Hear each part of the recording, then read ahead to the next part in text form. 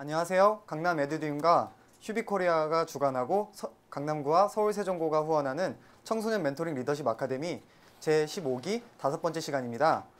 이번 시간은 질문하고 상상하고 표현하라 인문학은 행복한 놀이다의 김무영 자재님을 모시고 시작해 보도록 하겠습니다. 안녕하세요. 저는 인문학에 관심이 많은 황수연입니다. 안녕하세요. 전 인문학을 자세히 알고 싶은 이은지입니다. 저희들의 인사말에서 알 수 있듯이 청소년 멘토링 앤 리더십 아카데미 15기 2번째 시간은 인문학은 행복한 놀이다의 저자이신 김무영 멘토님과 함께할 예정입니다. 여기 계신 분들이 인문학에 대해서 많이 궁금해하실 것 같은데요. 저희는 이런 궁금증들을 풀어드릴 김무영 멘토님을 소개해드리고자 합니다. 김무영 멘토님은 어릴 적부터 작가가 꿈이셨던 분으로 5년과 유통과 IT 분야에서 직장 생활을 하셨으나 일을 하는 동안에도 틈틈이 글쓰기를 놓지 않으셨고 이러한 노력의 결과로 현재 프리랜서 작가로 활동 중이십니다. 몇몇 여러분들께는 프리랜서라는 말이 좀 생소하실 수 있는데요. 프리랜서란 특정한 상황에 관하여 그때그때 계약을 맺고 일하는 것을 말합니다. 다시 말해서 자기 자신의 판단에 따라서 독자적으로 일하는 사람을 말합니다. 김무영 멘토님은 프리랜서 작가뿐만 아니라 예술가 공동체를 지향하는 용감한 작가들이라는 작가 모임을 2012년부터 끌어가고 계십니다. 이 모임을 통해서 멘토님이 얼마나 글 쓰는 것을 사랑하시는지 알 수 있었는데요. 자신의 일을 진정으로 즐기고 사랑하시고 계신 김무영 멘토님을 만나보겠습니다. 안녕하세요. 안녕하세요. 우선 오늘 이 자리에 참석해 주셔서 정말 감사드립니다. 저희는 멘토님과 인터뷰를 진행할 이은지, 황수연입니다. 네. 우선 멘토님에 대한 간단한 소개랑 인사 좀 부탁드릴게요. 네, 저는 글을 쓰면서 먹고 살겠다고 결심하고 지금 전업 3년째 정말 글을 써서 먹고 살고 있는 김무영 작가입니다. 반갑습니다. 여기 많은 분들이 멘토님께서 하시는 일에 대해서 궁금해하고 계세요. 멘토님께서 하시는 일은 프리랜서 작가시잖아요. 네. 근데 이 일 외에서 다양한 분야에서도 있으시고 활동하고 계신다고 들었는데 선생님께서는 구체적으로 어떤 활동을 하시는지 말씀해 주세요. 네, 보통 프리랜서 작가라고 하면 잘 감이 안 오는데요. 유령 작가라고 하면 혹시 감이 오시나요? 우리가 보는 많은 출판물들이 사실은 한 개인의 이름으로 나오는 것이 아니라 어떤 단체나 네, 어떤 그 기관 또 어떤 활동, 모임 그런 다양한 행사들을 소개하는 그런 출판물들도 많이 있거든요. 그랬을 때는 한 그 저자의 이름으로 나가는 것이 아니라 그 단체나 기관, 활동의 이름으로 나가게 되는데 주로 그런 출판물에 대해서 기획하고 또 제작 편집도 하고요. 그리고 취재, 발굴, 어떤 아이템 선정 뭐 이런 것들까지 좀 다 총괄해서 그렇게 맡고 주로 이제 그런 결과물들을 출판의 형태로 혹은 어떤 컨텐츠의 형태로 제작을 하게 되죠. 그런 일들을 통해서 지금 작가 활동을 계속 하고 있습니다. 네. 다른 분야에도 관심이 많으시다고 들었는데 네. 어느 분야에 관심이 많아요? 관심이라기보다 사실은 저는 호기심이 많고 궁금하면 정말로 이렇게 밥이 잘 안 들어가는 그런 성격이에요. 그렇다 보니까 일단 물어보고 찾아가 보고 그래도 성이 안 차면 해봐야 하는 좀 그런 성격인 것 같아요. 그래서 관심이라기보다는 그냥 호기심이 펄펄 끓어넘치는 그런 사람인 것 같습니다. 이제 멘토님께서 하시는 일을 알았으니까 다음 질문으로 넘어갈게요. 네. 멘토님과 인터뷰를 하면 빼놓을 수 없는 주제가 있잖아요. 네. 인문학인데요. 최근 인문학의 인기가 급부상하고 있는데도 불구하고 많은 사람들이 인문학의 정의에 대해 많이 어려워하시고 계세요. 이런 분들을 위해서 인문학의 정의를 쉽게 설명해 주실 수 있으실까요? 네. 사실은 저 되게 안타까운 그 현상인데요. 보통 인문학이라고 하면 이제 단어 자체는 흔해졌지만 인문학의 실체가 뭔지 피부에 와닿지 않는다라는 느낌인 거죠. 그래서 인문학의 실체를 말씀드리면 바로 지금 이 순간 우리가 대화하는 것부터 인문학의 출발이라고 볼 수 있거든요. 그리고 여러분들이 점심시간에 도시락을, 아니 요즘은 이제 봤죠? 그럼 학교 식당에서 이렇게 밥을 먹을 때 야야야야 너 그거 알아? 그거 알아?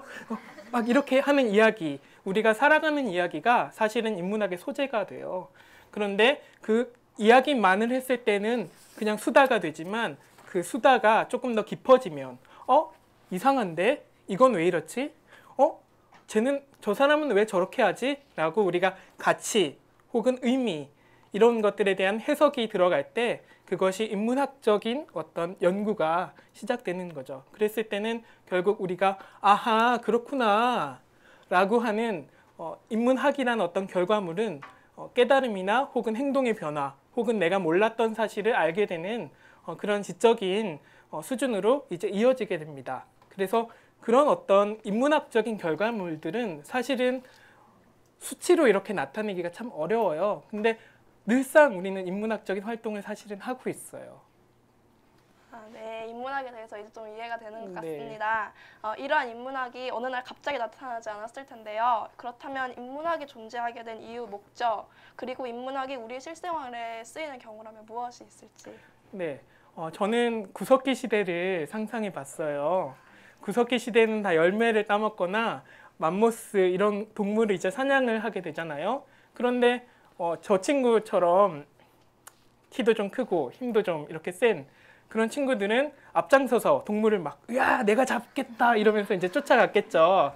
그러면 발이 빠른 친구는 야 그러면 내가 한번 몰아볼게 이러면서 막 먼저 뛰어가서 이렇게 몰이를 했겠죠. 근데 저처럼 달리기도 못하고 뭐 힘도 별로 세지 않은 이런 사람들은 또 뭐 갖다 주는 거나 그냥 아 고맙다 그러고 먹어야 되나 뭐 이러면서 삶에 이제 회의가 오죠. 그러면서 동굴에 가서 이렇게 막 그림도 그리고 그런 게 이제 알타미라 동굴 벽화로 남지 않았을까 뭐 이런 상상도 해봤는데요.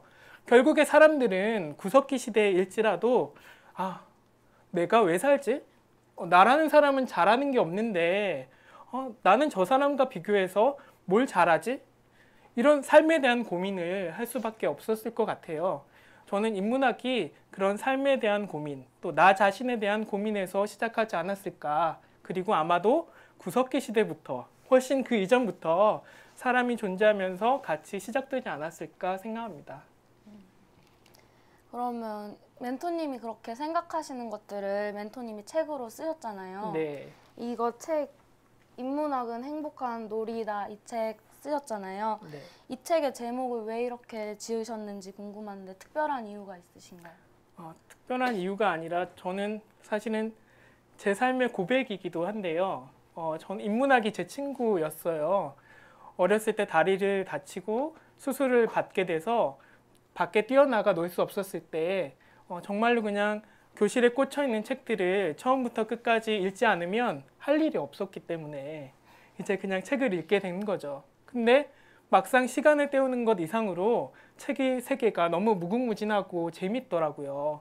그래서 정말로 친구처럼 그렇게 지냈는데 어느 날 인문학 열풍이 분 거예요. 사람들이 다 인문학 막 이렇게 얘기를 하니까 드디어 나의 시대가 오는 건가? 이러면서 이제 흥분했죠. 그런데 사람들이 저한테 책을 소개해 달라고 했을 때 이렇게 소개를 해주면 반응이 전부 이상한 거예요. 뭉크의 그 절규 그림을 이렇게 하는 그 그림 있잖아요. 그 표정을 짓는 거예요. 야, 나는 인문학 못 읽겠는데? 야, 이거 어떻게 보냐? 야, 이건 아닌 것 같아. 뭐 등등. 그랬을 때 전 이상했던 거죠. 왜냐하면 인문학은 정말로 놀이였고 즐거움이었는데 왜 사람들이 내가 그렇게 재미있게 봤던 것처럼 보지 못하지? 그래서 저는 인문학을 위해서 사실은 대신 얘기해주고 싶었어요. 인문학은 그렇지 않아요. 인문학은 정말 행복한 놀이예요. 인문학을 통해서 나다움을 찾고 살맛 나는 삶의 의미를 찾았어요. 라고 하는 이야기를 하고 싶었고요. 인문학이라고 하면 다 도서관, 책 이런 거부터 생각하는데 저는 그게 편견이라고 생각하거든요. 정말로 우리의 삶, 일상에 있는 인문학의 즐거움을 좀 이야기해보고 싶어서 네, 표지도 일부러 빨간색으로 정했고요. 편견을 깨기 위해서 좀 더 강렬한 좀 인상을 주고 싶어서 인문학은 행복한 놀이다 같은 인문학 책 같지 않은 제목을 정하게 된 거죠. 네, 그런 이유가 있었군요. 그럼 멘토님은 이 책을 읽는 독자들에게 어떤 내용이나 메시지를 또 전달하죠? 네, 사실은 저도 인문학자는 아니에요. 인문대학을 다니긴 했고 문학을 전공하고 또 대학원에선 신학을 전공하긴 했어요. 하지만 인문학 논문을 쓰거나 인문학으로 박사를 받은 사람은 아니거든요.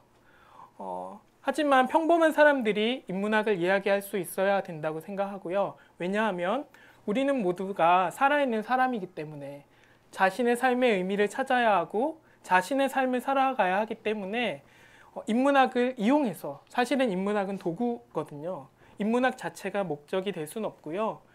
인문학을 통해서 여러분들이 그리고 제 자신이 지금 이 순간 내 삶의 의미를 좀 찾을 수 있었으면 좋겠습니다 라는 그 메시지가 아마 제가 제일 하고 싶었던 이야기인 것 같습니다.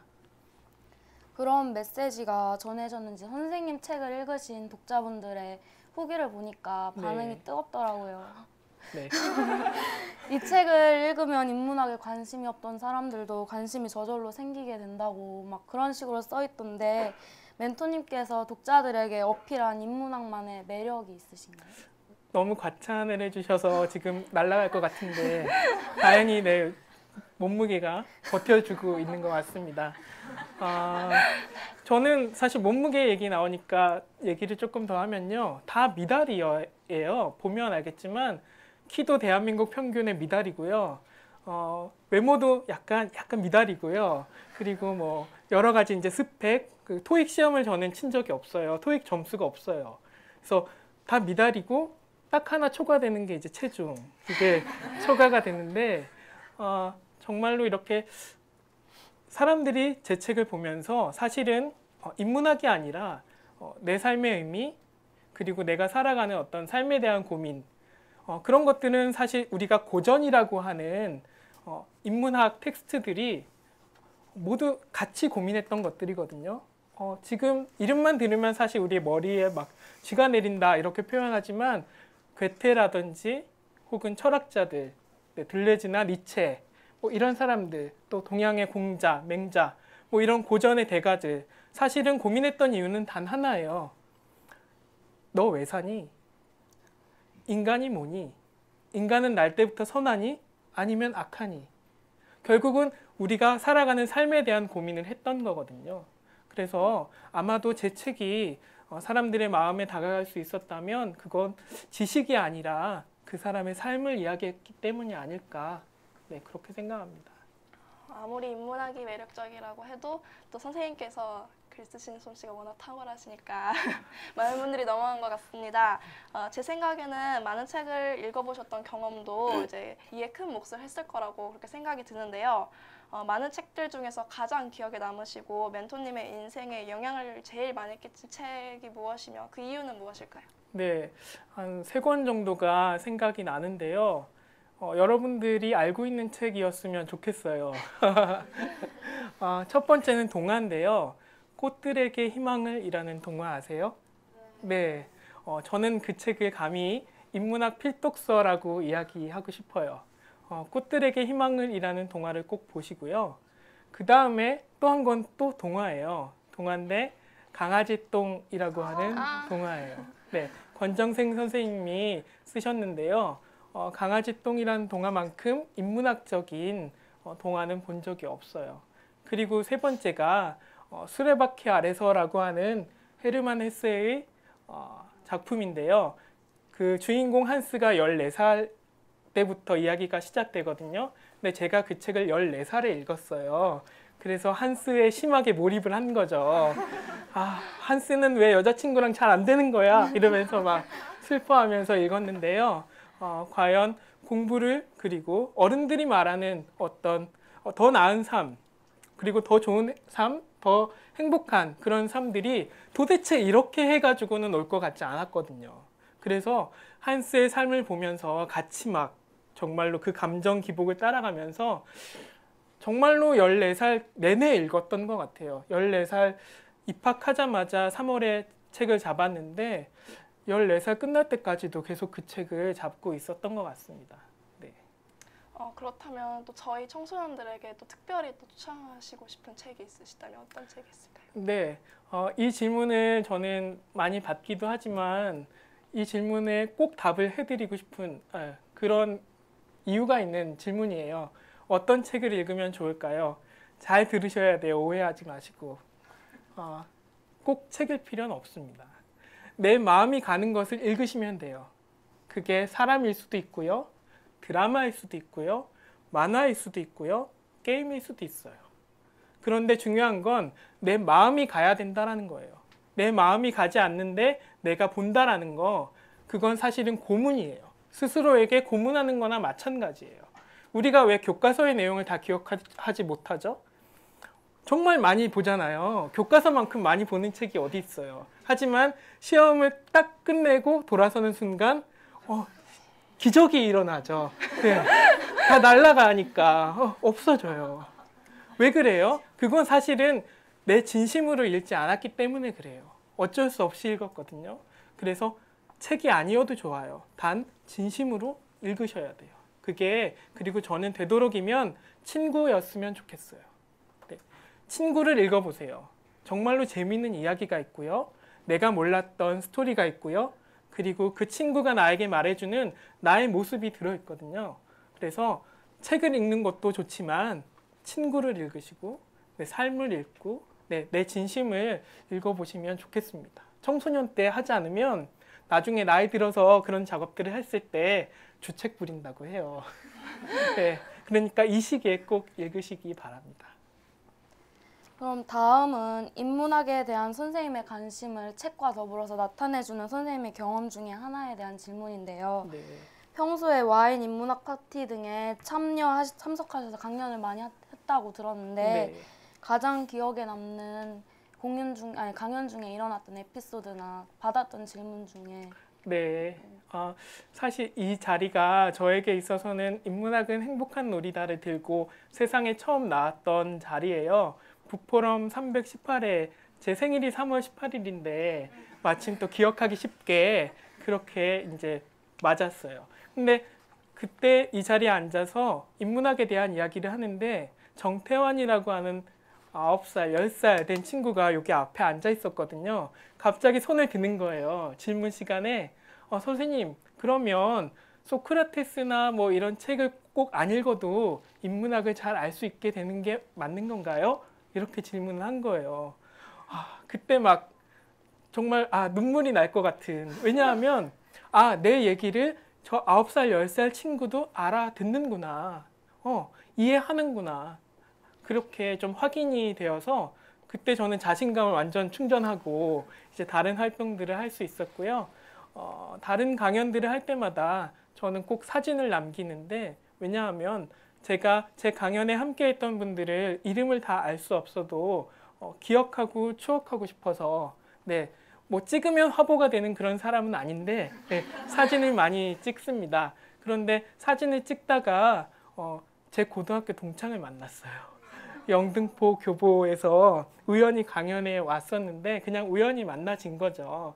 근데 그때는 몰랐고 사진을 보다가 안 거예요. 그래서 이제 다시 수소문을 해서 만났었는데 저는 저의 강연을 통해서 그렇게 그 정태환 어린이나 저의 고등학교 동창이나 이런 사람들을 만나는 게 너무 재미있는 것 같고 에피소드도 주로 사람들과의 만남에서 일어나는 것 같습니다. 네, 그러면 다음 질문으로 가겠습니다. 삶을 살면서 대부분의 사람들은 자신들에게 도움을 주고 삶의 터닝포인트를 제공하는 사람들을 만나기 마련인데요. 저희가 지금 이렇게 인터뷰를 하고 있는 멘토님에게 이제 현재의 삶을 살 수 있게 해주신 멘토님의 멘토님은 누구실까요? 네, 여러분들에게 소개하고 싶은 멘토가 두 분이 계신데요. 첫 번째는 부끄럽지만 얼굴이 빨개지려고 하지 않나요? 네, 제가 중학교 1학년 때 짝사랑했던 국어 선생님이세요. 왜 아세요? 네, 정말로 그분을 만나서 그분은 국어 선생님이라 논술을 가르쳐 주셨는데 그 당시에 이제 신문 2개를 사설을 직접 오려서 매일 저한테 주셨어요. 그러면 저는 저녁에 학원 마칠 때 그 논술을 다시 써서 이렇게 드렸어야 됐거든요. 그럼 꼭 드릴 때 선생님이 포스트잇에다가 시 한 구절씩을 이렇게 적어서 주셨어요. 그때 사실은 아무 의미도 저는 잘 이해할 수는 없었지만, 우리가 입시 공부를 하고 있구나가 아니라 우리가 뭔가 함께 공부하고 있구나라는 느낌을 받아서 저는 공부가 그렇게 함께 좀 마음을 주고받으면서 하는 것이다라는 이제 생각을 좀 하게 됐고요. 두 번째는 제가 전업 작가를 결심하고 대학원 기숙사에서 하루 종일 글을 쓰고 있을 때 제가 성공회 대학교 대학원을 다녔는데요. 거기에 신영복 선생님이 계세요. 근데 신영복 선생님 강의를 들으면서 저녁 8시마다 이제 매주 강의를 하셨는데 어느 날 선생님이 그러시는 거예요. 오늘은 좀 일찍 마치고 내 방에 좋은 그 차가 누가 주신 게 있으니까 같이 좀 마시면 좋겠다고 내 방으로 다 오라고 그래서 다 오 이렇게 이제 하면서 했는데 아무도 안 갔던 거예요. 차마 다 가지 않았고 밤 늦은 시간이어서 다 집에 가버린 거죠. 그 다음 주에 신영복 선생님이 삐지셨어요. 이른이 훨씬 넘으셨는데 이렇게 아무도 안 왔지. 이렇게 이제 하시면서 정말 섭섭해 하셨어요. 근데 정말로 신영복 선생님이 우리랑 만나고 싶어 하시는구나. 근데 우리가 만나고 싶어 하는 건 이해되잖아요. 근데 그 선생님이 왜 우리를 만나고 싶어 하지? 그랬을 때 저는 신영복 선생님의 어떤 마음 결을 느낄 수 있어서 정말로 이분은 사람을 사람으로 만나 주시는구나. 그리고 만날 때마다 마음을 다 해주시는구나 라는 걸 좀 배울 수 있어서 작가 수업의 마지막 이제 시절이었는데 그때 리포트에 편지를 썼어요. 선생님, 제가 책을 준비하고 작가로 살아가려고 하는데 제 책이 나오면 꼭 다시 찾아뵙겠습니다. 이제 이렇게 편지를 썼었죠. 물론 이제 A프를 받았고. 근데 다시 이렇게 만나 뵀을 때 아프셨어요. 병원에 계셨는데 그래서 책만 이렇게 드리고 왔죠. 오면서 정말로 선생님께 부끄럽지 않게 살아야겠다. 그런 생각을 좀 하게 되어서 한 번의 만남으로 끝나는 멘토가 아니라 계속 그 두 분은 제 삶에서 생각나는 분들인 것 같습니다. 그럼 좋은 영향을 받을 수 있는 사람을 만나는 게 꼭 살면서 한 번쯤 필요한 것 같아요. 그러면 멘토님은 저희에게 인생 선배로서도 많은 도움을 주실 수 있을 것 같아서 질문 몇 개 준비했는데 여쭤봐도 되나요? 네, 그럼요. 대부분의 고등학생들이 진학학과로 인해서 부모님과 많은 갈등을 하고 스트레스를 받고 있잖아요. 선생님도 비슷한 경험이 있다고 들었는데 중고등학생 때 국문과 가고 싶었는데 부모님들이 반대하셨다고. 네, 심하게 반대하셨죠. 그럼 만약에 그때로 돌아가신다면 어떤 선택을 하고 싶으신가요? 사실 저의 경우에는 저는 좀 소심했었어요. 그래서 국문과를 가겠다라고 했는데 아버지, 저 국문과를 가야겠습니다. 정말로 용기를 내서 일주일 정도 벼르고 이제 이야기를 했던 것 같아요. 근데 그 다음에 기억이 없어요. 알고 보니까 그 잿더리를 맞아가지고 여기 딱 정통으로 찍혀서 기절을 한 거죠. 더 이상 얘기가 필요 없는 거예요. 그 상황이 되면 내가 죽을 수도 있겠구나. 국문과를 가면 내가 죽을 수도 있겠다. 이제 이런 생각이 든 거죠. 근데 그때 저희 학교 한문 선생님이 부산대학교 한문학과를 나오셨는데 혹시 외국어 공부를 더 잘할 수 있다. 중국어나 일본어는 유리하다. 희소하기 때문에 비슷하지만 훨씬 더 낫다. 이렇게 설득을 해보자. 그래서 한문학과를 가는 게 어떻겠니? 말하자면 진학 상담을 받은 거고 저는 그때 이제 한문학과를 가게 됐어요. 그런데 한문학과를 가서도 국문과가 너무 좋은 거예요. 국문과 수업만 들었거든요. 그러다 보니까 이제 복수 전공이라는 제도가 생겨서 그때는 전산이 아니었고 그 부모님 도장을 딱 찍어서 신청서를 내야 됐었거든요. 근데 국문과 복수 전공 도장을 어떻게 받아요? 제가 또 생명의 위협을 무릅쓸 수는 없잖아요. 그래서 울면서 이렇게 아버지 도장을 팠어요. 3,000원을 주고 아버지 도장을 파서 이렇게 도장 찍고 그냥 복수 전공을 신청했죠. 그렇게 해서 이제 국문학을 공부했는데요. 다시 그 시절로 돌아간다면 저는 아버지 몰래가 아니라 잿더리를 한 번 더 맞더라도 말씀을 더 드렸으면 좋았지 않았을까. 왜냐하면 지금 아버지께서 저한테 말씀하세요. 그때 너 그냥 보낼 걸. 그렇게 가고 싶었는지 몰랐다고. 네. 결국 이 부자 간에 서로 대화가 부족했던 거죠. 아무런 대화 없이 아들이 어느 날 갑자기 내가 제일 싫어하는 과, 국문과에 가겠다고 얘기를 하니 아버지는 울컥해서 손에 마침 재떨이가 잡혔고 나도 모르게 던진 거예요. 근데 아버지 심정이 얼마나 미안했겠어요. 사실은 가슴이 철렁했을 거예요, 아버지도. 근데 이제 사단은 이미 났고 그래서 이 아이는 어쨌든 한문학과를 간다라고 생각했는데 한 번 더 속였잖아요, 제가. 서로에게 상처가 든 거죠. 그래서 저는 진로를 결정할 때 사실은 충분히 대화하고 결국 결론이 나지 않더라도 나중에 상처로 남지 않도록 좀 충분히 서로를 이해하는 시간이 있었으면 더 좋았지 않았을까. 그래서 다시 돌아간다면 저는 충분히 붙잡고 좀 아버지 치킨 좀 드시죠 이러면서 이제 계속 대화를 좀 해봤을 것 같아요. 그럼 지금 진로 때문에 많은 고민을 하고 있는 대한민국의 고등학생들에게 그거에 대해서 한마디 좀 해주세요. 네, 정말 진로 문제에 대해서는 밤을 새서 얘기하고 싶은 심정인데요. 몇 분 표정이 이렇게 굳으시는, 네, 그렇진 않을 거고. 사실은 대한민국 입시의 역사를 보면 성적에 의해서 진로가 정해져요. 다른 건 없어요. 몇 점부터 몇 점이 어디, 몇 점부터 몇 점이 어디. 이게 대한민국 진로 지도의 기본 역사였던 거죠. 하지만 지금은 그래도 조금씩 나아지고 있다고는 하는데 저는 조금만 더 우리가 열린 사고를 할 수 있었으면 좋겠어요. 결국은 우리가 그리고 우리 윗세대가 또 아랫세대가 그리고 우리 아랫세대가 계속 세대를 이어가면서 할 건 뭐냐면 서로 더 재미나게 행복하게 살자라는 거죠. 그랬을 때 우리나라 청소년들이 입시에 들이는 그 시간과 노력을 자기가 하고 싶은 일 그리고 자기가 잘하는 일에 투자할 수만 있다면 그러면 그 혜택은 우리나라가 전부 다 같이 누리는 거거든요. 그런데 아직은 시도하지 않고 있어요. 사실은 시도를 하더라도 굉장히 느려요. 그렇기 때문에 여러분이 스스로 증명하시는 부분이 필요해요. 뭐냐면 나 이거 진짜 좋아해요. 재떨이 몇 개를 맞아도 난 진짜 이거 좋아해요. 하고 싶어요.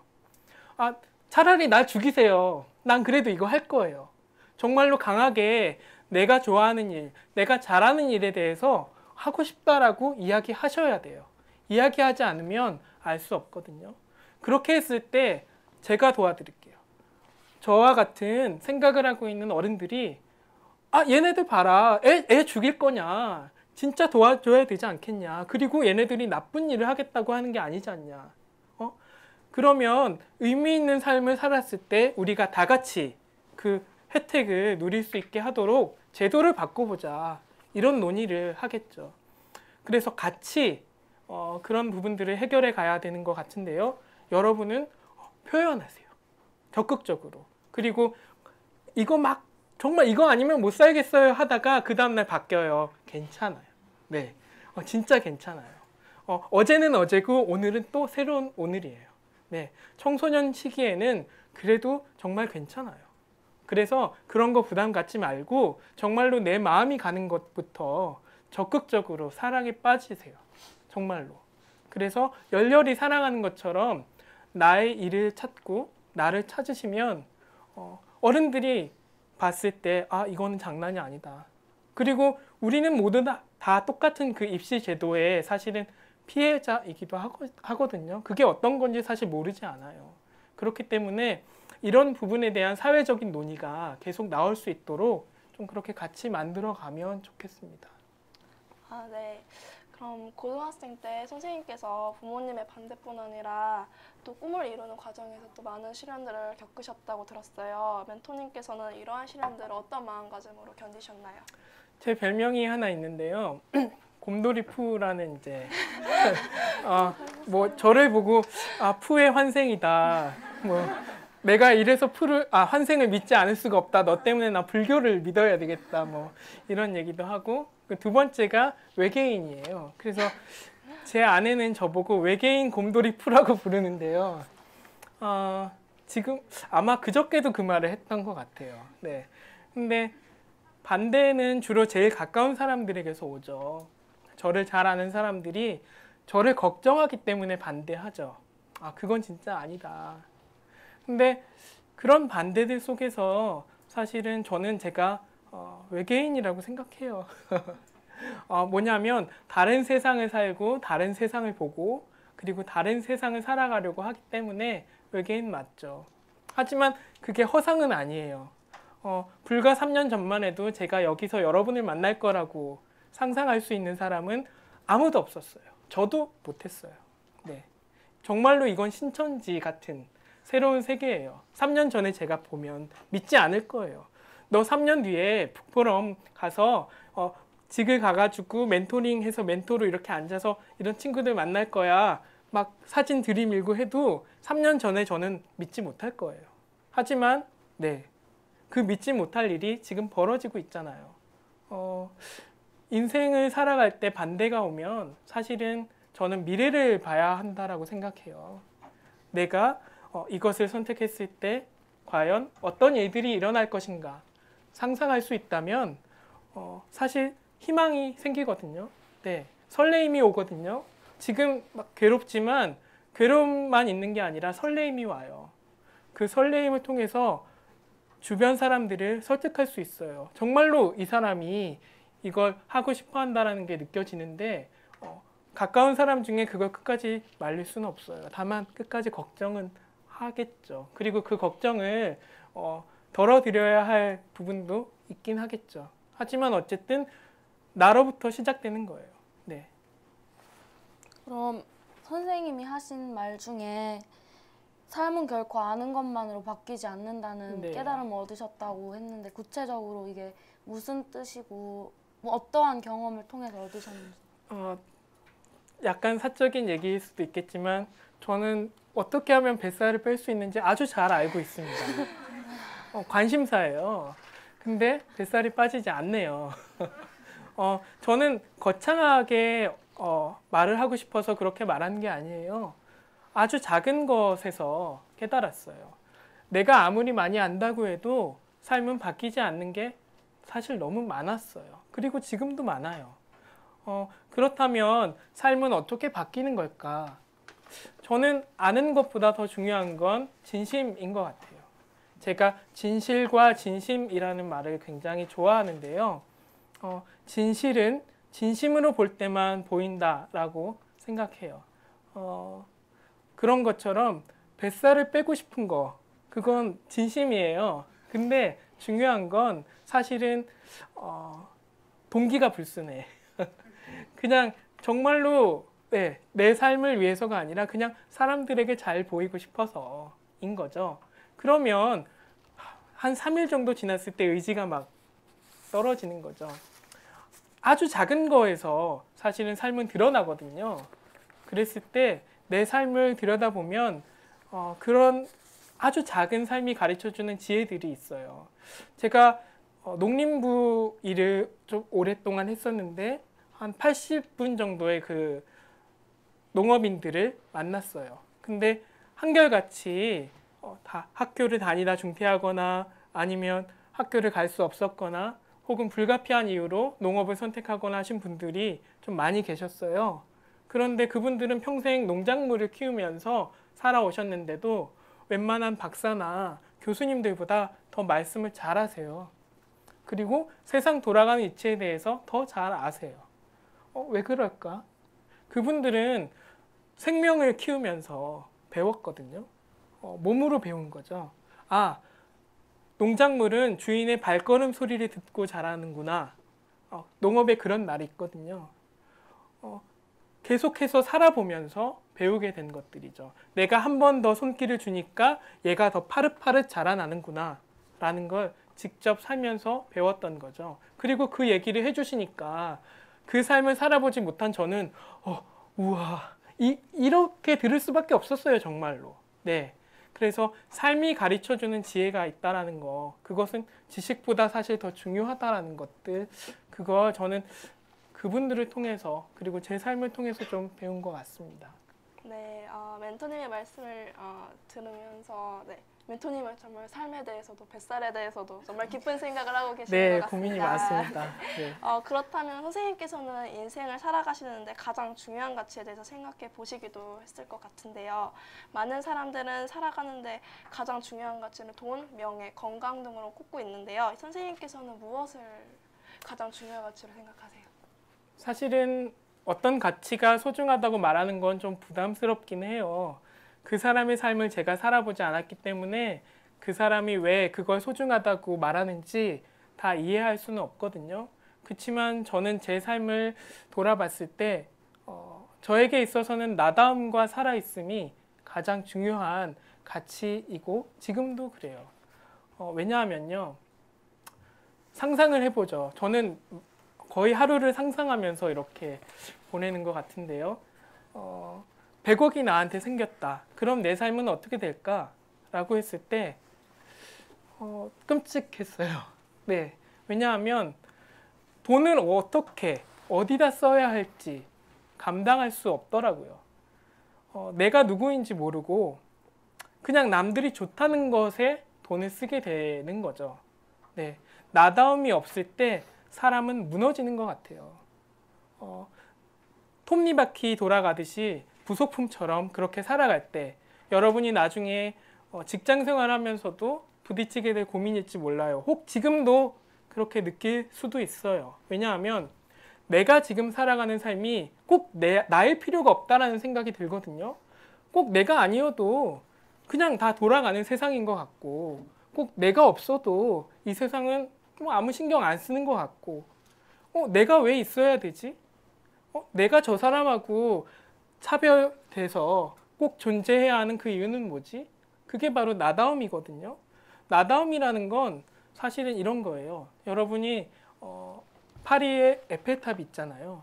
에펠탑이 만약에 동네마다 다 있다라고 상상해 보세요. 대치동에도 있고 압구정동에도 있고 뭐 명동에도 있고 동네마다 다 있는 거예요.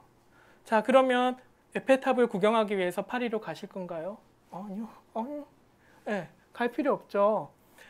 가치 있다라는 건 희소하다라는 거예요. 그거 하나밖에 없다라는 거죠. 자, 그럼 나는 어떤가요? 나 역시 파리에 하나밖에 없는 에펠탑처럼 지금 이 순간 존재하는 유일한 존재예요. 근데 나를 소중히 여기지 않아요. 왜? 내가 뭐가 희소한지 모르거든요. 그냥 다 똑같아 보이거든요. 저는 그게 나다움이라고 생각해요.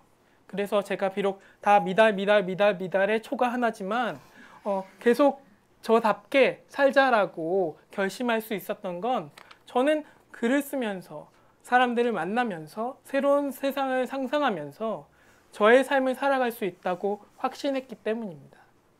여러분도 스펙을 비교하지 마시고 여러분 자신을 놓고 그냥 그 가치를 찾아보세요.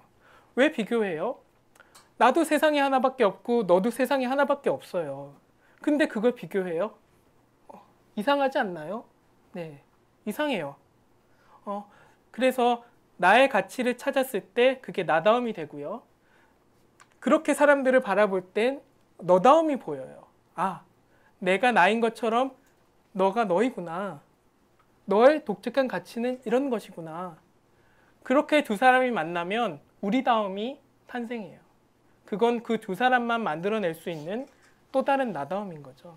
그렇게 세상이 나다움과 너다움이 어우러지는 그런 우리다움, 그런 것을 좀 누리는 세상이 되었으면 좋겠어요.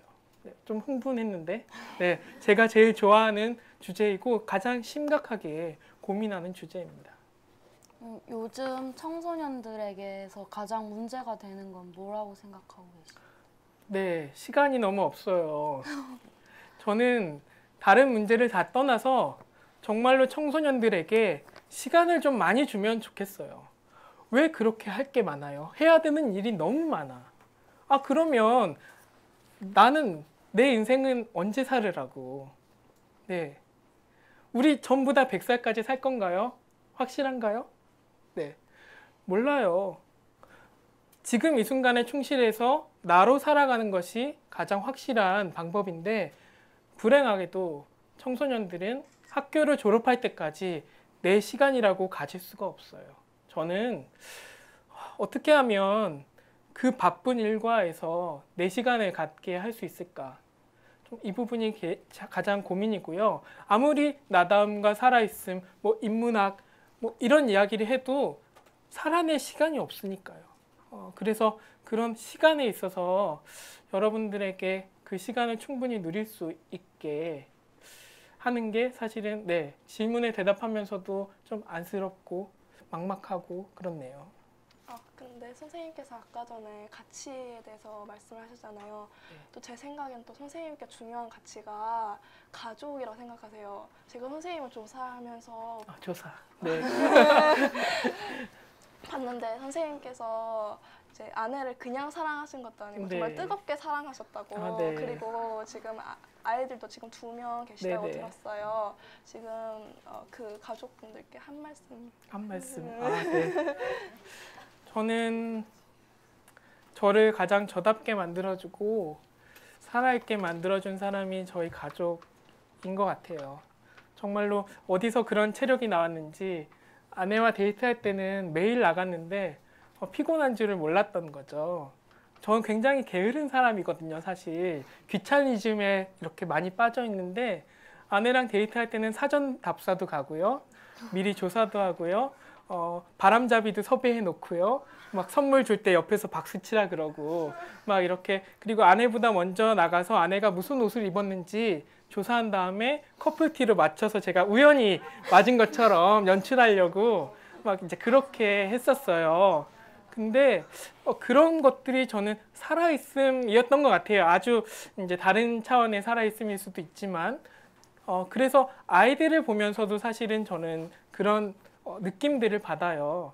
아이들이 뛰어놀면서 그리고 저한테 매달리면서 비록 이 녀석들이 둘 다 남자애들이라서 막 이렇게 살가운 그런 건 없지만 맨날 아빠 쳐부수고 뭐 나쁜 놈은 맨날 아빠가 해야 되고 이제 그렇긴 하지만 그 관계 가운데 저는 굉장히 내가 나여서 행복하다라는 느낌을 주거든요. 그래서 저는 이렇게 얘기하고 싶어요. 나답게 살 수 있게 해줘서 정말 고마워. 그리고 행복하다. 네. 이제 슬슬 마무리해야 될 때인 것 같은데요. 네. 마지막으로 이 방송을 보고 있을 학생들에게 한마디만 해주세요. 지금 이 순간 여기를 기억하셨으면 좋겠어요. 우리가 나중에 어떤 기술이 나와서 뭐 텔레포트가 될지 뭐 선생님 막 이상한 소리 하면 띡 해서 뭐 다른 데 가고 뭐 이럴 수 있을지 없을지는 모르겠지만 적어도 지금은 우리가 그럴 수는 없으니까 지금 이 순간 여기에 부끄럽지 않았으면 좋겠어요. 그렇게 삶을 살아간다면 비록 진짜 어렵고 시간도 없고 내 마음에 들지 않는 것들도 있겠지만 그러나 하늘은 스스로 돕는 자를 돕는다고 하잖아요. 내가 지금 이 순간 여기에 충실하려고 할 때 내가 생각하지 못한 일들이 일어나는 것 같아요. 그 힘을 믿고 지금 이 순간 여기를 살아가시면 그리고 저도 그랬으면 좋겠습니다. 네. 네, 좋은 말씀 감사드립니다. 그러면 김무영 멘토님과 함께한 시간 정말 즐거웠고요. 많은 것을 알아갈 수 있는 시간이었습니다. 네, 저희는 이은지, 황수연이었습니다. 감사합니다. 감사합니다.